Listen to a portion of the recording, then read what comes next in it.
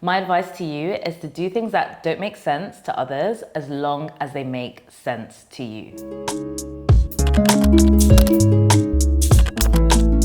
So what do I mean by that? Before I even explain my thoughts, let me give you a couple of examples that literally live in my head rent-free. So I think about how the founder of Cult Gaia was also instrumental to the creation of Bratz dolls. I think about the fact that Real Housewife of Salt Lake City, Lisa Barlow, was recently featured in Essence. I also think about the fact that Jonathan Anderson, the designer behind Loewe's most viral designs over the last few years, has just been signed to the talent agency UTA that typically reps musicians, actors, and that genre of A-lister. All of those things are prime examples of why you should do things that don't make sense, because it's where you have these weird, seemingly unrelated combinations that you really find the most brand magic, the most interesting and innovative and like conversation-worthy moments, right? So let me break down why those three examples matter to me and why they illustrate this point so beautifully. Okay, so first, Cult Gaia and Bratz, what do they have in common? So I don't know how many of you know this, but the founder of Cult Gaia, her name is Jasmine Larian Hekmat. And before she founded Cult Gaia, she was instrumental to creating the Bratz dolls. And that's because when she was about 11 or so, her dad, who was the owner of a toy business, had been presented with these weird looking dolls who were like a version of Barbie, but strange, right? So Barbie was tall, she was slim, she was mainly white and blonde, and these Bratz were short and stubby, and they came in all these different weird colors, and they had weird colors in their hair and these like kind of funky, for lack of a better word, like outfits. They just didn't fit the mold for what a doll was at the time. They didn't fit the mold for what was popular at the time or what made sense, what made business sense. And she basically said to her dad, I think we should do these dolls. You know, he got presented with the concept and she was like, I think we should do them. And I think we should actually kind of name them after different groups. So there is a Bratz doll called Jasmine. She's one of the 4 original ones and she's kind of olive skin. She's got dark brown hair, very similar to Jasmine, the co-creator of Bratz. And then the others are also based on different demographics that maybe hadn't been like overrepresented that much, like East Asian communities, Black communities as well. And it was her kind of speaking to her dad as a child and saying, you know, I'm a young girl. This is what young girls want to see because we don't see that. And her dad thinking, okay, fine, which is what made Bratz such a huge success to the point that they were in a lawsuit for years with Barbie, basically fighting over like IP, which they won in the end. So imagine that kind of thinker.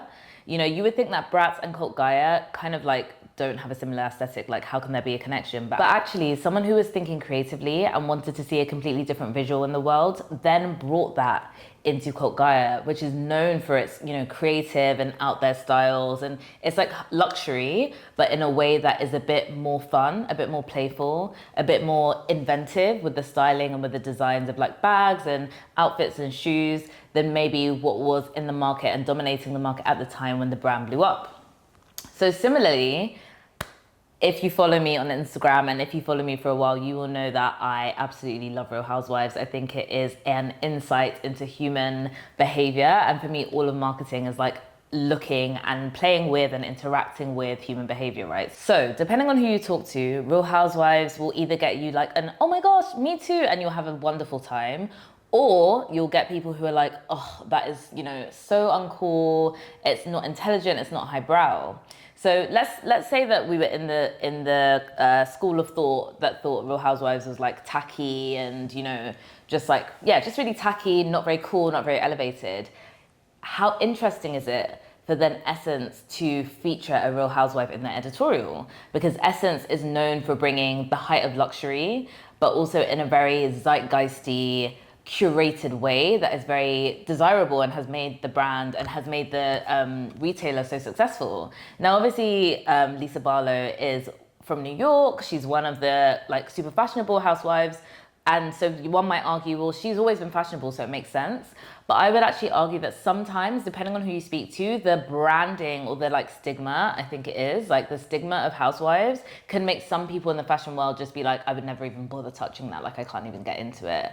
But Essence has actually leaned into it and found a touch point that really crosses over and meets a customer that maybe people have overlooked. A customer like me, right, who loves Essence and who loves contemporary fashion and who loves how they buy in a unique and like, again, zeitgeisty way, but also really loves Real Housewives, quite enjoys Lisa Barlow specifically. And again, you found a great intersection where people really care.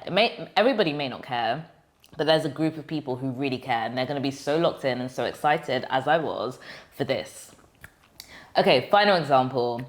Jonathan Anderson. So, you know, we know that Jonathan Anderson has had so many designs that have gone viral across Loewe. We're talking about like the tomato purse. We're talking about the pixel jumper. We're talking about so many different things, right? And now he's actually, you know, there's news of him, you know, moving to different design houses. But a couple of months ago, he got signed to UTA. And as I mentioned earlier, UTA is one of the biggest talent agencies that is known for signing musical talent, actors, all that sort of profile of people, entertainers, right? And you're thinking like, what is a designer doing in an entertainment agency? Like, is that a thing? And I think it maybe has been done once or twice historically, but it's definitely not common. But the crossover here is that Jonathan Anderson has actually been able to find a very interesting crossover, right? He has brought a level of luxury coming from a luxury house, but he has also infused it with entertainment and infused it with novelty and excitement through all the designs that he's done at Loewe, which have actually revived the brand and completely turned around its business performance and its popularity in pop culture and the general kind of consciousness. So I'm really excited to see what they do. It's like a very new announcement, but I know that whatever the fusion is there, again, this idea of intersection and crossover is going to be very successful because he's already operating at a place that other luxury brands were afraid to try. Other luxury brands weren't on TikTok, for example, and even if they were just posting like editorials. Loewe actually leaned into being quite funny and quite like creative on TikTok. In a traditional industry context, none of those things made sense, but on a cultural level, they made the most sense. And I think that's the thing we need to lean into. So often people come to me and they're like, you know, well, my competitors are doing this, so I want to do this. And I'm like, I get it. We should be aware of what our peers, I never use the word competitors. I like to use the words contemporaries, our peers.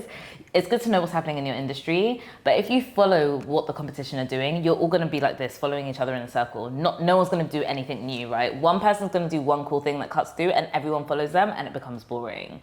The key is actually looking and thinking outward, being a polymath. Like, I am obsessed with that word. I try to take a polymath approach in the things that I do. And basically a polymath is someone who looks at loads of disciplines and then tries to draw connections or apply learnings from different disciplines into the work that they're doing, even if it seems unrelated.